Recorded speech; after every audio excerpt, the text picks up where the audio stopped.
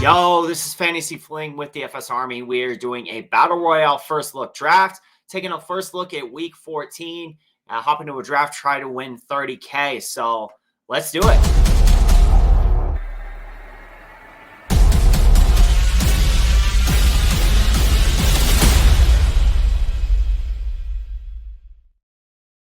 All right, guys, we're going to start with the game tiles, courtesy of dfsarmy's Domination Station. In fact, let me swap over to FanDuel a little bit, half PPR scoring, so we can get an idea of what the projections are here in a minute that we'll be looking at for this week. So, right away, the game that really stands out to me is Cincinnati going on the road to play Buffalo. Now, there's several factors in play here. First off, Cincinnati has not been a good team this year. Defensively, they've given up 31 points per game. And they also have Joe Burrow back. So as good as, Joe Flacco was for fantasy goodness at times this year for Cincinnati, there's no denying that Joe Burrow is an upgrade over Joe Flacco. So we get the other Joe, the better Joe in this spot. He's got Chase. He's got both the Chases. Hopefully get Higgins back in this. This game could be a back and forth affair. Buffalo has definitely not had an elite defense. And even then, we've seen Joe Burrow beat elite defenses before. So this is a game environment that I think really pops off the page. I specifically like the Buffalo side. It's kind of one of those things that we see a lot at DFS. If Joe Burrow is doing well, that means that Josh Allen is answering. He's probably doing even more. So I like getting weird with this game, attacking it all sorts of ways. I will not be fading this. I'll tell you that right now. But I think you can get different with it several different ways. We can look at, just naked Josh Allen with bringbacks from the Cincinnati side, Jamar Chase, T. Higgins, Chase Brown.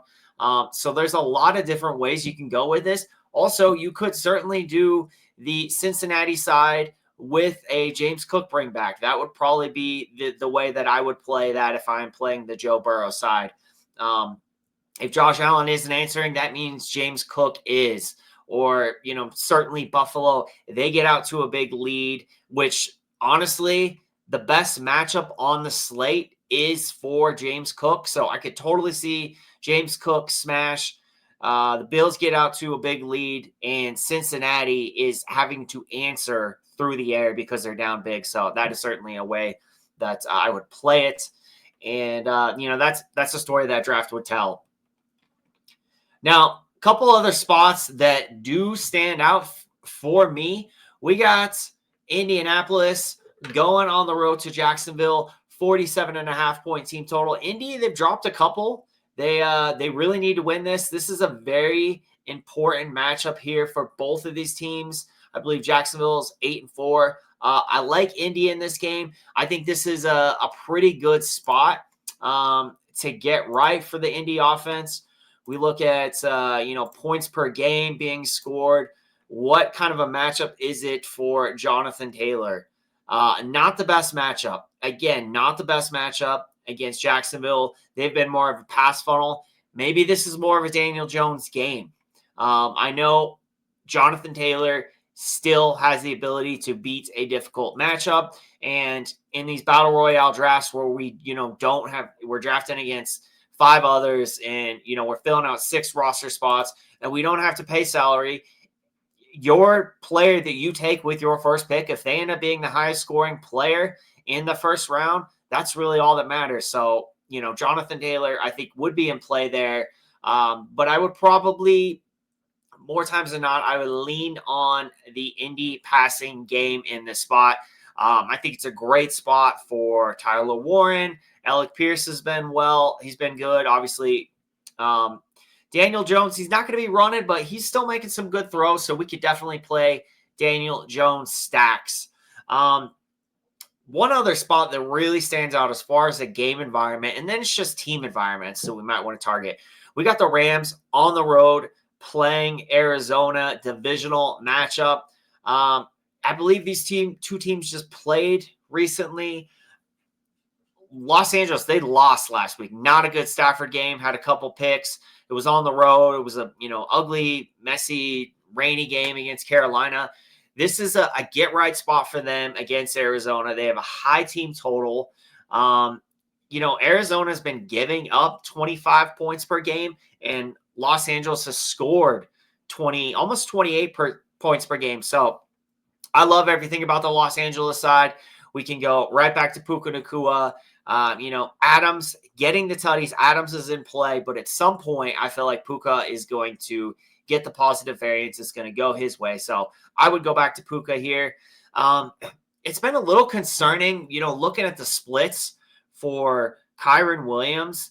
And of course, he got banged up last week. So that certainly, muddied the situation a little bit more because, he still got 13 carries, 72 yards, and a touchdown.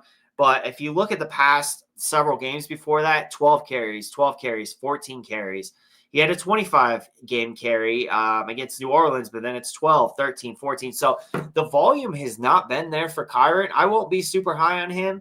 That's probably going to be a fade for me. But the other parts of the Rams I would like. And then, maybe we'll see with Kyren. I mean, maybe you could take Corum in the last round. I doubt it, though, because it's looking like Kyron's going to play this week. So there's not really even the, potential like last round dart on Corum, and maybe Kyron doesn't play. Kind of a messy running back situation. But other than that, I like this spot. And yeah, I think we can go to Stafford here as well. On the other side, Trey McBride's always in play. I'm probably off of Brissett this week. He's been very good. I think it's going to come crashing down at some point or another. When we look at basically all the metrics, so the Rams are a team more or less to avoid. They're not a good team that you want to throw on. They're not a good team to run on. So I would probably be interested in Trey McBride as one of the top tight ends on the slate, and that would be about it for any potential bringbacks here. Now, a couple other spots that I like. We got Tampa playing New Orleans. This game, I think, has sneaky shootouts potential because Tampa has really been a team to target, and Shuck has actually been pretty good so far. Way better than expected. Tampa Bay giving up a decent amount of points per game, 25 points per game. New Orleans giving up 24 points per game. And, Tampa right around 23, 24 points per game. They've been scoring. So I think if we can get some good play from Shuck, this game could potentially be higher scoring. It could definitely hit the over. And we got Bucky Irving back. Godwin's back, playing more and more. So I like Baker stacks again this week. I would certainly be going back to them. And then, it's just some teams, some potential spots. Seattle, 25.7 team total. I think we can go back to Darnold. I like Kenneth Walker in this spot. Green Bay against Chicago. That's a spot that stands out as well. Chicago's been giving up 24.5 points per game. Green Bay's been scoring about 24.5 points per game, and they got a 25.5 implied team total. So we typically want to target teams with a 25 or more implied team total. So that's a good spot that I like as well. I think that's going to do it for the preview of the games. Let's see how long it'll be before we can get into a draft here. Okay, so got a couple people to wait for. Let's kind of get a early read on projections. And of course, this is really before we put any of our projections into the data provider. Bijan, highest projection on the slate. I don't believe that. That won't hold. Derrick Henry, not the best matchup against Pittsburgh. Let's take a look here. Yeah, Pittsburgh's not really a team that you want to target. So I like the Achane projection, though. I think we will be on Achane this week against the New York Jets. The New York Jets have really been a team to target on the ground. Really, they've just they traded two of their best players on defense. So you could certainly Miami against the Jets. The Jets get 25 points per game, fantasy points per game up to opposing running backs. So we can go for HN here. I like that spot. I don't agree with the Genty spot. Denver's been a good run defense. That is not a projection I agree with. Of course, Jonathan Taylor, always going to project while the volume's there. Josh Jacobs, that looks like a pretty good spot for Josh Jacobs with that high implied team total. I like Bucky Irving against the Saints. But I'll tell you what, when we put in our projections, James Cook is going to bump to the top of the line. And let's see where we're picking. So we're picking 5th. We probably will not get James Cook in this draft. So I'll just say that right now. Let's see what the ADPs are. So Jonathan Taylor first. That's not surprising. Then HN. So, yeah, we're not going to be able to get HN. So maybe we'll get lucky and we'll get James Cook. He's going at 4, maybe. JSN, first one off the board. Start off a dud. People going right back to him. I respect that. I think JSN, Chase, Puka, yeah, these are all the top 3 guys. And I would love if I can get a running back and get one of these guys with my first pick, with my first 2 picks. But we will see how the board goes. If James Cook's gone, I don't mind getting a little weird with it. I definitely don't want to take Bijan. So HN's gone. We'll see if Cook gets there. I wouldn't be opposed to also just starting with Josh Allen.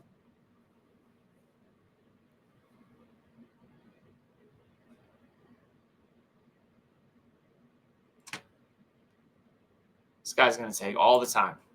So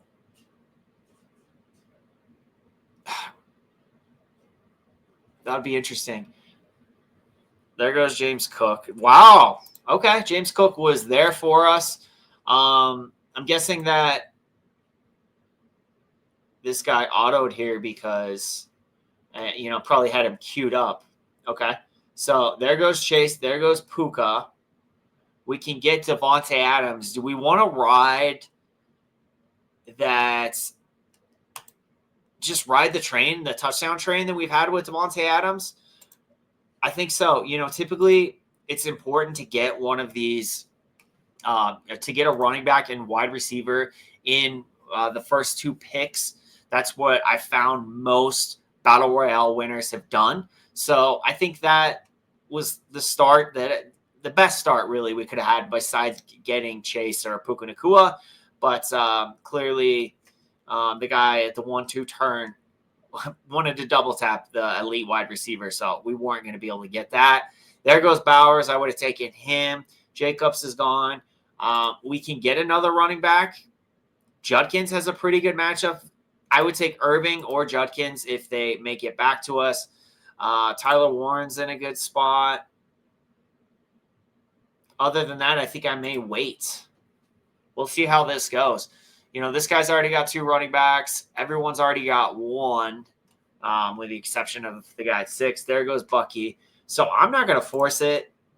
I would rather wait. I probably would take Tyler Warren here if he makes it back to me. I do think Drake London's going to play this week. That would be interesting. It is a tougher matchup, but why not? I typically like to wait to take one of the wide receivers is like a scroll down wide receiver because I've already taken 1.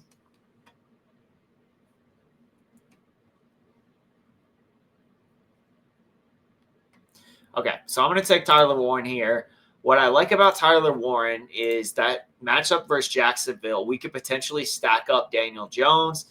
That's a stacking option. Of course, there's always the ability to run naked with our lineup. But if I don't have any type of correlation, any secondary correlation, then I can force the Daniel Jones. Otherwise, if I can find some secondary correlation, then we can bypass the Daniel Jones to Warren stack. We also have Matt Stafford, who we can stack up. So it is back to me. Do I want to take Breece Hall here? It's a good spot. I think I will. Breece Hall against Miami. One of the better spots on the slate.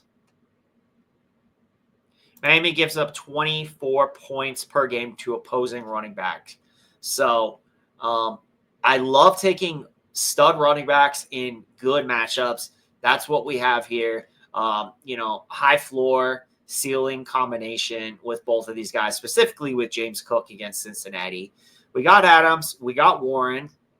I kind of just want to see which stud wide receiver comes back to me here. People are really down on Ibuka.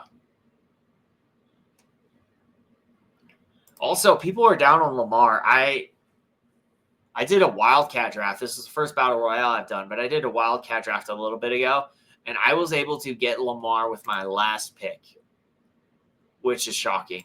I kind of hope the draft doesn't – I'm going to have to go back and look at it again. I hope it doesn't get thrown out. I don't think it will. I suppose I could take Stafford here. No, he just went, so I will not be taking him. There's Burrow. Who else is still available at wide receiver?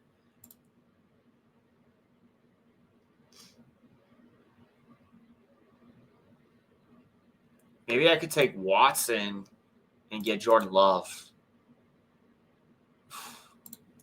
Part of me is like, I should also just buy the dip on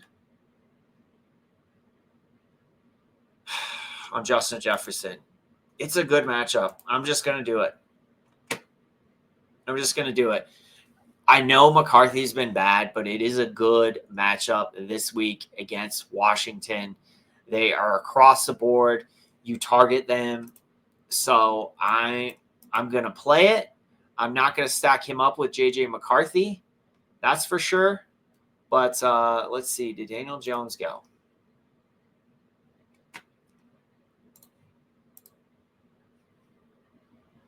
Minnesota, Washington. I could do Brissett with an Adams bring back. No, I'm just going to stack up Daniel Jones. We're going to stack up Jones and Warren. So, yeah, pretty good first look drafts. I like it. We targeted the games. We hit the games we wanted to. So we got James Cook against Cincinnati. I talked about Daniel Jones, the passing offense is in a better spot against Jacksonville. It's more of a pass funnel, so specifically at tight end. So we were able to stack up Daniel Jones with Tyler Warren. We got Justin Jefferson. It's a good matchup across the board. I get the low team total. I get that McCarthy's been bad, but he's certainly better than Brosmer. And I'm just going to buy the dip on Justin Jefferson in that spot. He's too good of a player. The field's sleeping on him. I'm fine with it. We get Devontae Adams. I mean, he's been a touchdown machine, so why not as the first wide receiver off the board? Certainly, it's good. I think it was a pretty good first look lineup. Let's kind of look at the board here, see what everyone else did. Like I said, Jonathan Taylor was going to go first overall. I didn't like that. I wouldn't have taken him first overall in this spot. I think he's having a great season, but he's kind of come down to life recently. It's not the best matchup. He could beat it for sure. If I was doing a lot of these, like over 10 drafts and, I pick first and I get a chance to get a little bit of Jonathan Taylor because that's where he's going to go, sure, I would do that. But to be honest, when I'm picking second, when I'm picking third or fourth, I'm much more excited about having Achane in this spot or James Cook than I am Jonathan Taylor this week. JSN, I totally see it. Stud coming off a dud. Let's look back at the matchup. Yeah, against Atlanta. That's a pretty good matchup. Allen, I'm going to have a lot of Allen when I don't have James Cook. So James Cook fell to me. Allen went a pick before. I was happy about that. Chase, Puka Nacua, great spots. Puka failed last week from a tournament winning value. Probably did enough for your fantasy teams and your season long. Tournaments, not enough, but why not? Let's go back to it in a much better spot. Obviously, I took Devontae Adams because there's really a drop-off between JSN, Chase, and Puka after Adams, like a significant drop-off. We don't even know for sure that Drake London's going to play. However, if he does, he's obviously a great play. And then Adams, the touchdown equity, has just been too good. Trey McBride is definitely the top tight end on the slate. in any week. But I do like Bowers this week against Denver. They stifled him last week. I'm expecting more of a not last week, but last game earlier this year, about a month ago. But I'm expecting more Brock Bowers at this point, like more of an emphasis this time around. It's a good spot for Jacobs, good spot for Judkins, Irving. Like all these backs here at the 2-3 turn, I certainly, think these guys have a good matchup. It's a good spot for each and every one of them. Henry, they have a good team total, and that's essentially it. Like it's not a great spot for Henry, but hey, right on schedule, maybe. I don't know. It's December. That's when Henry gets going. So if London plays, even though it's not a great matchup against Seattle, it is a difficult matchup. Drake London is a stud who can beat difficult matchups, especially because you can line him in the slot, you can line him up out wide, you can rotate him against different coverages. So I like that. Chase Brown, Prime comes back, Samaji, and of course Chase Brown is heavily involved anymore. So not too surprising, but it is a spot that's he should still get a decent amount of volume, and it certainly is a spot where he could blow up this week. What did he get? 15. Yeah, actually, it was decent last week. 15 carries, 17 rushing yards, or 17 attempts or receptions. So not terrible. The week before, he definitely saw a dip in his receptions, but last week was much better. So this actually, when I do my write-up for DFS Army VIPs, my cheat sheet, he might be a guy that I might consider as undervalued relative to, what the field is kind of thinking, and in this game environment that has shootout potential. So, by the way, guys, if you like these first look drafts, let me know. Hit the like button. Make sure you subscribe to the channel, and let me know who you like in Battle Royale drafts this week. So coming back around here, Hall, like I said, I picked him. I loved him. I don't love the Kyron usage, even though it's a great spot. It's just I just feel like Corum is really killing any potential ceiling that he had. And he doesn't really catch passes, hasn't really caught passes. So that really, just kind of hurt his ceiling overall. Now he's in a timeshare, and that's just is what it is. Now, as long as Shuck's playing well, Olave is going to be in consideration. Ibuka, more of a stacking piece, or like just a 5th or 6th round pick for me right now. Like the volume, the volume was there before Godwin, but now Godwin's back, and also like he just hasn't had the same ceiling as he did earlier in the season. So I would probably, unless Puka falls to like the last round, I'm probably not taking him unless I'm stacking him with Baker Mayfield. So kind of a Baker only stack for me. I like this Stafford pick where he was going. I was prepared to take him if he made it back, but of course he did not.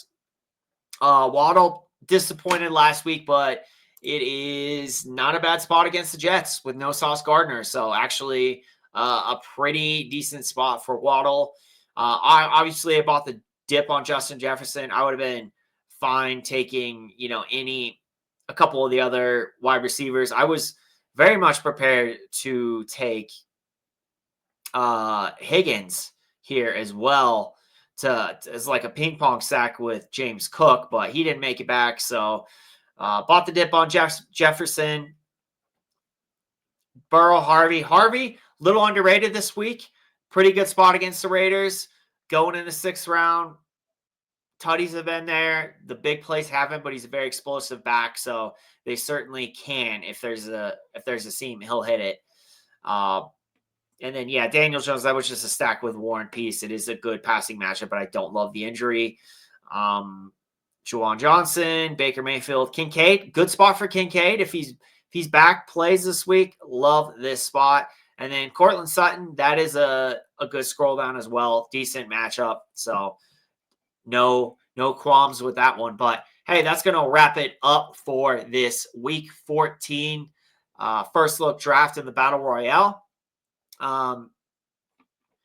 Thank you for joining me for another Battle Royale draft. Like I said, make sure you are subscribed to the channel. A lot of content coming your way. We got the draft battle tomorrow, showdown breakdown, tournament tactics on Friday, and of course, DFS Army VIPs.